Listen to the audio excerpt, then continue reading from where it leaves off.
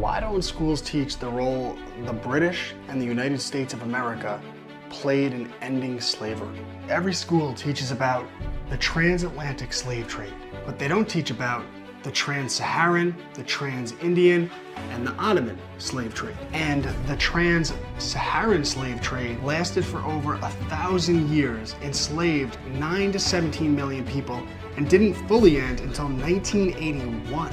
The trans-Indian slave trade lasted for over 1,000 years, enslaved 4 to 10 million people, and ended in 1897. The Ottoman slave trade lasted for 600 years and didn't end until 1924, with 5 to 10 million people being enslaved.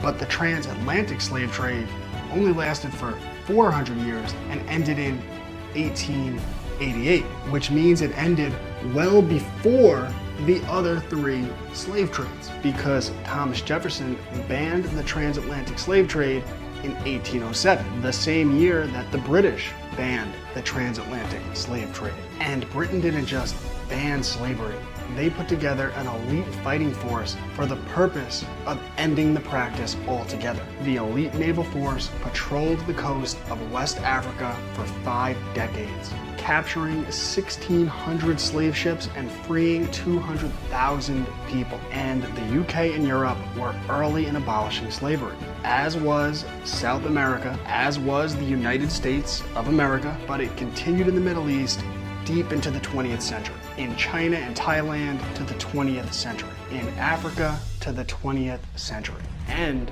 the trans-Indian, sub-Saharan, and Ottoman slave trades would all collapse under pressure from the British Empire and other European powers, as the United States and especially Britain put immense pressure on other world powers to end the practice of slavery. Without Western diplomatic and naval intervention, these trades likely would have persisted well into the 20th century, because slavery was deeply entrenched in the societies of North Africa, the Middle East, and the Indian Ocean world. And the people in the United States, the people in Britain, the people in the West should be immensely proud of this achievement. Slavery was a dreadful institution that had been around for thousands of years, practiced everywhere in the world. But from John Locke to Thomas Jefferson, the ideals of individual liberty spread around the world like wildfire. And this is what makes Western culture exceptional. And our children should be taught to be proud of that. But history in school is taught through a Marxist lens, and they teach our kids to be ashamed